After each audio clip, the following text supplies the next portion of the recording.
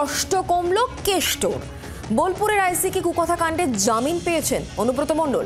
সোমবার সকালে আগাম জামিন চেয়ে বোলপুর মহকুমা আদালতে হাজির হয়েছিলেন তিনি।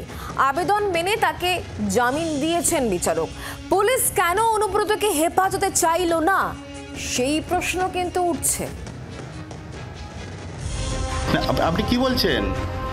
আমি অনুব্রত মণ্ডল বলছি। তোর বউ দারুণ দেখতে, আপনাকে নিয়ে এসছে। এটা 29 মে বোলপুর থানার আইসি লিটন হালদারকে ফোনে অকথ্য ভাষায় গালিগালাজ করেন অনুব্রত মণ্ডল। সেই অডিওটি ভাইরাল হওয়ার পরই রাজ্য রাজনীতিতে শোরগোল পড়ে গিয়েছিল। ঘরে বাইরে চাপে পড়ে কোণঠাসা হয়ে পড়েছিলেন অনুব্রত মণ্ডল।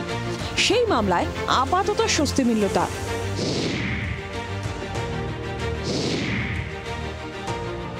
সোমবার সকাল 11টা নাগাদ হঠাৎই বোলপুর মহকুমা আদালতে হাজির হন অনুব্রত মণ্ডল। আইনজীবীরা ছাড়াও সঙ্গে ছিলেন অনুগামীরা। অডিও বিতর্ক মামলায় আদালতে আত্মসমর্পণ করেন তিনি। আগাম জামিনের আর্জি জানান। 1000 টাকার ব্যক্তিগত বন্ডে তাঁর জামিন মঞ্জুর করেন বিচারক। আজকে আমার মক্কেলকে সারেন্ডার করালাম এবং লানেট কোর্ট বেল অ্যালাউ করেছেন।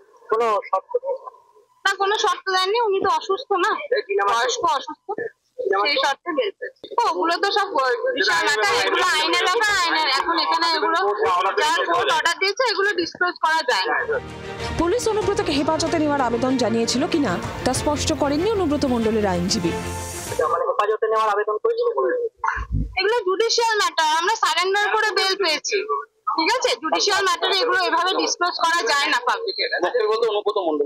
হ্যাঁ, আমার একদম অনুব্রত মণ্ডল, উনি সারেন্ডার করে বেল পেয়েছেন।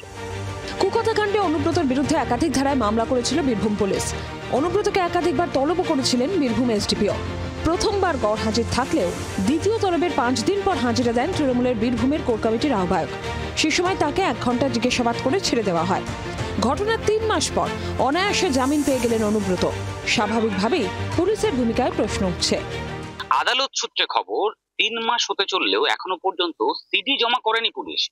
পাশাপাশি তদন্তের তেমন কোনো অগ্রগতিও হয়নি। ফলে এখানেই প্রশ্ন উঠছে, ঘটনার পরে যেমন তড়িঘড়ি পুলিশের তরফ থেকে মামলা শুরু করা হয়েছিল, পরবর্তীকালে তাকে ডেকে জিজ্ঞাসাবাদ করা হয়েছে, তারপরে হঠাৎই কেন এমন তদন্তের অগ্রগতিতে পিছিয়ে পড়ল বোলপুর থানার পুলিশ বা বীরভূম জেলা পুলিশ? জামিনের পরই বীরভূমে কোর কমিটির বৈঠকে যোগ দেন অনুব্রত। বেশ ফুরফুরে মেজাজেই দেখা গেল তাঁকে। টেনশন নেই। পুলিশের ওপর থেকেও কি চাপ কমলো? বীরভূম থেকে প্রসেনজিৎ মালাকারের রিপোর্ট, জি 24 ঘন্টা। বাংলার আওয়াজ, বাঙালির আবেগ, জি 24 ঘন্টা।